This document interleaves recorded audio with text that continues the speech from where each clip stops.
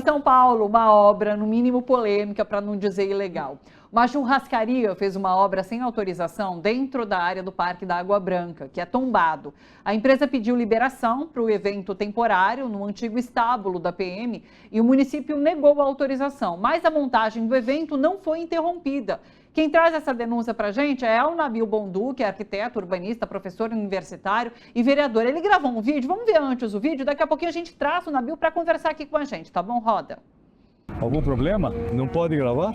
Eu estou aqui no Parque da Água Branca, junto com a Regina, que é do Conselho Consultivo do Parque, e nós estamos chocados com o fato de que está se implantando aqui uma churrascaria sem autorização dos órgãos de patrimônio. E essa área aqui que está atrás de nós é um grande quadrado com um vão livre no centro, que existem muitas baias. Sempre teve uso por, claro, cavalos. É uma tradição aqui desse parque essa relação com os animais, né? Ele foi criado justamente para receber tanto a produção agrícola, quanto também toda a comercialização de animais, como cavalos e gado, de maneira geral. O parque, ele é tombado em suas características históricas, culturais e também arquitetônicas. E já foram feitas obras dentro dele? Já está praticamente pronto. Tem 2 bares grandes, já estão todas as geladeiras, os balcões. Eles construíram uns redondos de concreto para fazer jardinagem no meio. Pelo que eu vi na documentação, o DPH fez o comunique e não autorizou as intervenções.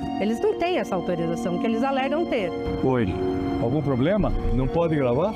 Nós soubemos que tem uma irregularidade aqui, que é uma obra que está sendo feita sem autorização do órgão de preservação. Então, é obrigação nossa fiscalizar. A gente é segurança do parque e nós somos designados a orientar o pessoal. Ah, tá certo. A gente foi interrompida por nossa fiscalização, mas o que eu quero dizer é que nós vamos intimar o órgão patrimonial, o DPH e o Compresp, porque elas estão sendo feitas sem autorização dos órgãos de preservação e é um órgão que tem que cuidar do patrimônio da nossa cidade.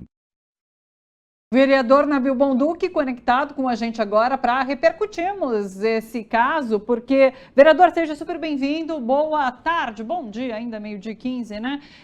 Eu quero te ouvir em relação a essa denúncia, ganhou proporção grande, porque ela viralizou nas redes sociais, com muita gente revoltado com o que está acontecendo no Parque da Água Branca.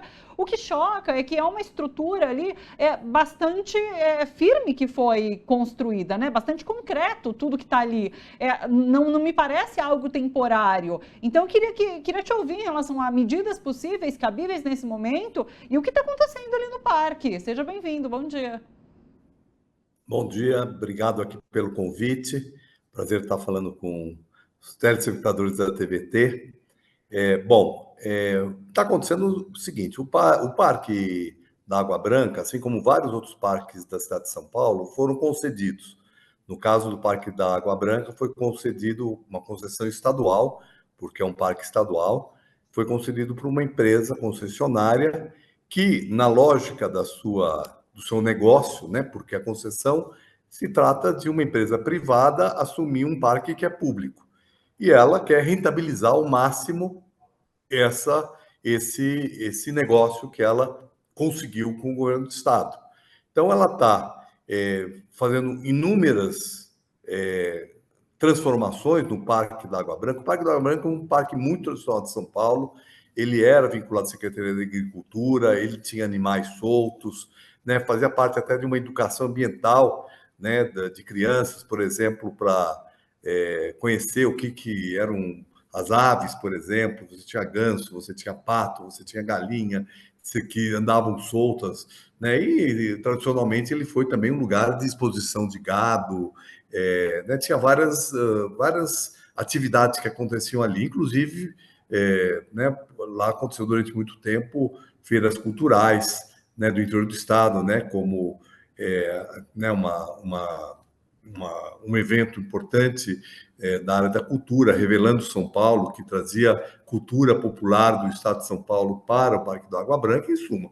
Era um parque de uso público. E com a concessão, né, a concessionária passou a utilizar o parque para finalidades lucrativas, né? Já está sendo instalada lá a Casa Cor, que é uma iniciativa que foi autorizada, embora precise ser fiscalizada para ver se não está se indo além daquilo que foi autorizado pelo Compresp, né, que é o órgão municipal, e o CONDEFAT, que é o órgão estadual de preservação do patrimônio, mas o que chocou foi realmente a churrascaria, né, porque a churrascaria ela interviu num prédio histórico, inclusive utilizando um outro prédio que antes havia uma feira orgânica, né, onde acontecia a feira orgânica, que foi deslocada para outro local, e foi feita modificações muito significativas no espaço, sem autorização dos órgãos de preservação, né? Em cima de um argumento de que aquilo era uma coisa temporária, ela, claramente, como a gente vê pelas imagens, não é temporário, né? E nós vamos ter um uso totalmente inadequado para uma instalação dentro do parque, que é uma churrascaria, onde a gente tinha antes animais vivos e fazia parte da educação ambiental, né? Nós vamos ter uma churrascaria que é efetivamente um uso que não deveria ter dentro do parque. Não poderia até ter restaurante, caberia o quê? Um restaurante de orgânicos, né, como já existiu no parque, né, uma atividade que são compatíveis com as questões da proteção ambiental, né, mas efetivamente o que nós estamos vendo é uma deturpação geral da característica do parque, que é um parque tombado, como foi falado aqui pela Regina, que me acompanhou, ela faz parte do conselho gestor, o conselho de acompanhamento do parque, né, porque não é um conselho gestor, que o parque estadual não tem conselho gestor, o conselho gestor é do município, mas ela faz parte do conselho e ela fala, quer dizer, o tombamento não é só a estrutura física, embora a estrutura física seja importante, é os aspectos culturais, os aspectos históricos, né, desse parque, que é um parque muito significativo da cidade de São Paulo. Então, é isso que está acontecendo, mas isso faz parte exatamente de um afã dos concessionários de rentabilizar ao máximo o parque. No limite, ele vai virar uma espécie de shopping center com praça de alimentação e aquilo que é incompatível, que deveria ser incompatível com o parque, né? Eu acho que nós temos, o poder público, ele tem que ter clareza daquilo que precisa investir dinheiro para manter o espaço público, né? É uma coisa básica. Nós não podemos querer, em todos os espaços da cidade, querer rentabilizar. E isso está acontecendo no Parque da Água Branca, mas está acontecendo no Ibirapuera, que eu já fiz uma denúncia também sobre os preços do Ibirapuera. Está acontecendo no Engabaú. No Engabaú, a concessão do Engabaú é um escândalo, né? Durante 10 dias agora, o Engabaú ficou totalmente cerceado para o trânsito de pessoas. Assim, para a pessoa ir para o metrô, ela não podia cruzar o Engabaú, tinha que dar uma volta enorme. Outro dia, inclusive, eu tive que... Estava saindo do metrô, indo para o outro lado do Engabaú, tive que subir a escadaria do viaduto do Chá para fazer a volta lá por cima. Imagina uma pessoa, um cadeirante, uma pessoa que não tem dificuldade de locomoção, e qualquer cidadão, né, tem que fazer um desvio disso, porque as ruas estão cerceadas. Então, nós estamos vivendo um momento muito triste na nossa cidade, no nosso estado, que é a mercantilização do espaço público, né, sem nenhum tipo de restrição e nenhum tipo de preocupação com o uso público dos espaços. Deixa eu chamar a Laura Capriglione e Eduardo Castro para conversar aqui com a gente, vereador. Sejam bem-vindos, pessoal, na conversa aqui também. Oi, Nabil, tudo bem, querido? Como é que você está? Tudo bom, e você? Nabil, eu acho tão chocante mesmo isso que você está falando, porque você vai ao Ibirapuera, eu sempre fui ao Ibirapuera, e o Ibirapuera era um lugar onde a gente... Quando estava triste, quando a vida estava difícil, quando a gente precisava pensar, quando a gente precisava... Enfim, era um lugar que a gente ia para sair da cidade, né? Para viajar para dentro da gente mesmo. Era um lugar de... Arejar a cabeça. Para arejar a cabeça. Não era só um lugar que tinha árvore, era um lugar que era uma espécie de uma proteção contra o estresse da cidade, né? E sempre foi isso. Sempre na minha vida o Ibirapuera teve esse lugar. Eu tomei um susto... uma das últimas vezes que eu fui ao Ibirapuera, porque tinha uma área enorme fechada para um show, para um festival. O ingresso era caríssimo, era R$1.000, eram vários dias, era R$1.000, e dentro do lugar tinha garçons servindo bebida em bandejas, assim, porque tudo cercado por seguranças e tal. Eu me lembrei daquele Ibirapuera lindo que a gente chegou a ver, né? Que era aquele Ibirapuera que teve show do Tom Jobim, que teve shows incríveis e tal, que a gente pôde assistir no Ibirapuera. E hoje é isso, quer dizer, se você pagou, você entra, se você não pagou, você fica do lado de fora e não tem papo. Cenários do Ibirapuera ali, que na frente do Leão lá, os caras colocaram um showroom. Você falou praça de alimentação, é um shopping mesmo, entendeu? É um showroom da Centauro, enorme ali instalado. Quer dizer, agora esse negócio no Parque da Água Branca, um parque lindo, também isso que você falou, um lugar que você entrava ali dentro, era como se saísse do estresse da cidade, né? E o parque tem essa função mesmo, ele não é, a função dele não... Pô, eu fico louca porque quando eu vejo esses caras falando, bom, mas isso é um legal, isso é um moderno. Pô, vai ver se no Central Park tem isso, entendeu? Vai ver se em parques... Então eles vão lá, no Central Park eles vão lá. Não, no Central Park não tem showroom, entendeu? De anunciante, não tem... Agora, o que eu acho grave não é só a questão ambiental e tal, é a privatização desses lugares. O que significa o seguinte, a sociabilidade dentro de um parque, que sempre foi uma sociabilidade horizontal, né? Porque você encontrava a pessoa, começava a conversar. Não, agora vai ter segurança, vai ter o local fechado, aqui você não entra, você sabe com quem você está falando. É o segurança do parque que foi te intimar ali, né? Quer dizer, é muito triste isso, né, meu? Então, deixa eu falar sobre Ibirapuera, é outro caso. Quando foi feito o auditório Ibirapuera, né, que foi na administração da Marta, né, o projeto do Oscar Niemeyer, foi criado um palco externo, né? Você tinha o palco se abria, você tinha a possibilidade de ter o público do lado de dentro, com a parte externa fechada, ou você tinha o contrário, né? Ele foi concebido para ser um espaço de shows públicos, abertos para a população. Ou seja, né, quando ele foi concedido nessa mesma lógica do Parque da Água Branca. Então, tem que rentabilizar o espaço. Então, se cerca um auditório que foi concebido para ser aberto para a população. É claro que num show desse tipo, você pode ficar mais perto ou mais longe do palco, né? Porque às vezes você não tem condição de abrigar toda a população sentada, por exemplo. Mas eu fui inúmeras vezes no Ibirapuera assistir shows que você ficava confortável assistindo o show, não pagava nada. E hoje os eventos culturais em São Paulo são basicamente eventos cobrados. Nós vamos ter agora a virada cultural, vamos ver como é que ela vai estar organizada. Felizmente ainda a virada cultural ela é gratuita e pública. Tá certo? Seria um escândalo mudar isso. Mas, né, os eventos ao longo do ano, né, o próprio Engabaú, ele tem eventos pagos o tempo todo. Foi feito investimento do poder público para criar uma arena ali no Engabaú e o concessionário cerca para cobrar o ingresso, né? E no Ibirapuera, você cerceia não só as pessoas para assistir o show, mas como aquilo fica fechado vários dias, o próprio uso do parque fica cerceado, né? E tem inúmeras outras irregularidades lá no Ibirapuera, que tem, por exemplo, uma casa do Nubank para uso para os clientes VIPs do Nubank, né? Nós temos os preços abusivos que são cobrados.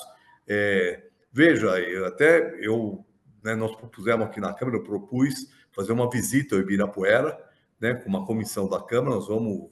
Né, isso vai ser feito brevemente, e eu propus um projeto de lei obrigando que nas concessões houvesse preços populares para qualquer serviço que é oferecido. Você pode ter um serviço mais caro sendo oferecido, mas você tem que ter uma alternativa popular, que é o que, infelizmente, não tem no Ibirapuera. Então, se você quiser levar sua marmita, você pode, mas se você quiser consumir alguma coisa dentro do parque, você tem que pagar o preço que o parque exige. Então, não tem uma catraca na porta, né, que seria o limite máximo da privatização, né, cobrar para entrar dentro do parque, mas, do jeito que a coisa vai, ela está caminhando alguma coisa próxima disso, e nós estamos vendo, no caso do Engabaú, isso é notável, né? Você tem que pagar para entrar no Engabaú nos dias de show, e até para circular no Anhangabaú você não pode circular. E daí, No caso da Água Branca, nós temos aí uma representação que estamos levando ao Ministério Público, né? Uma representação, e estamos também intimando o DPH para interditar, né? Porque é uma obra feita sem autorização do órgão de preservação. Então, a Prefeitura deveria interditar aquela obra que está sendo feita ali no Parque da Água Branca. Daí, nesse momento, entra o locutor dizendo assim: enquanto isso, no Rio de Janeiro, aparece a imagem da Lady Gaga. Pá! 2 milhões de pessoas na praia, todo mundo de graça, esfregando na cara de São Paulo, como deve ser. Não, e outra, você falou da Lady Gaga. Ontem saiu o resultado da violência durante o show da Lady Gaga. Mano, é uma coisa chocante. Foi insignificante a violência no show da Lady Gaga. E eu te pergunto, Nabil, muito é falado sobre a violência na virada cultural, né? Muito é falado. E não é possível que não seja possível garantir um evento de massa sem os índices de violência que a gente tem na cidade de São Paulo, porque é muita violência que a gente tem naquele que é o maior evento cultural de São Paulo, acho que maior até do que ou era pelo menos maior do que as viradas. Mas eu queria perguntar, não tem jeito de fazer um negócio, por que no Rio dá para fazer um evento com tão pouca violência e a virada cultural tem tanta coisa, tem arrastão, tem isso, tem aquilo outro. Como é que faz para envolver a população para que isso não ocorra? Olha, eu coordenei 2 viradas aqui em São Paulo como secretário de Cultura, né? E nós adotamos uma série de medidas para dar segurança para as pessoas, né? É claro, por exemplo, na virada de São Paulo, quando ela começou, ela tinha vários shows em lugares, praças, né? Separadas, né, dentro do centro. E grande parte dos assaltos, das ações aconteciam nos caminhos entre as viradas. Então, nós, na virada de 2016, nós primeiro teve todo um trabalho junto com a Secretaria de Serviços para a gente iluminar muito bem esses caminhos, né? Então, inclusive, na época foi colocada a iluminação LED em toda a área da virada e já fazia parte de um programa da Prefeitura de colocação de LEDs. Depois nós criamos, entre os caminhos, com ambulantes, com pessoas que prestam serviços de alimentação, os caminhos eles eram ocupados, né, com serviços. Você não tinha pontos, vamos dizer assim, escuros, né, dentro do caminho. Sempre, porque a maior segurança que pode ter para as pessoas é ter pessoa na rua, né? Eu fui ao Rio de Janeiro no show da Lady Gaga e fui não para ver o show, quer dizer, claro que aproveitei e acompanhei o show um pouco à distância porque tinha muita gente, mas para ver a organização do evento, né? Porque exatamente eu fiz um vídeo também sobre o Anhangabaú e falei, olha, enquanto no Anhangabaú está cercado e custa até R$ 2.500 o ingresso, no Rio de Janeiro, né, você tem um show gratuito. E aí você tinha todas as ruas que davam acesso à Praia de Copacabana, você tinha ali truck foods, né, tinha ambulantes, tinha gente vendendo coisas, tinha movimentação, tinha, claro que polícia também, mas não era assim, uma coisa tão exagerada, não tinha controle como nós temos aqui, né, todo mundo fala assim, esse controle de revistar a mochila, de fazer esse tipo de coisa, não tinha nada disso, mas você tinha a ocupação das pessoas. A maior segurança que tem é dar ocupação para os lugares. Sim. Né? Então, eu acho que, claro que é uma preocupação a questão da segurança da virada, mas em 2016 nós não tivemos nenhum caso, no caso da virada cultural, não tivemos nenhum caso, aliás, em 2015 também, nenhum caso grave. Teve outros casos da virada que aconteceram, arrastão, inclusive chegou a ter uma morte em uma das viradas, mas agora, eu acho que a virada nos últimos anos, ela foi perdendo a força que tinha. Conversei com o secretário disse que iria recuperar parte da virada como ela era antigamente, mas também a última virada, o Anhangabaú também estava totalmente cercado, embora fosse um evento gratuito e público, feito pelo poder público, também estava tamponado todo o Engabaú em cima dessa ideia de segurança. Quem tem comandado em grande parte dos eventos culturais da cidade de São Paulo é a Polícia Militar, certo? Que é um equívoco. Claro que a Polícia Militar é uma parceira importante.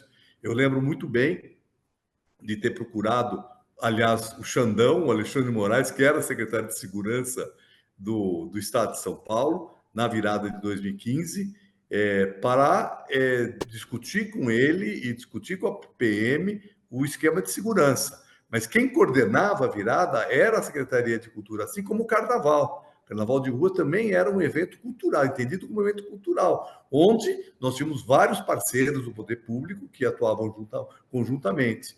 Né? O que começou a acontecer mais nos últimos anos é a Polícia Militar comandando o evento, né? Definindo as regras.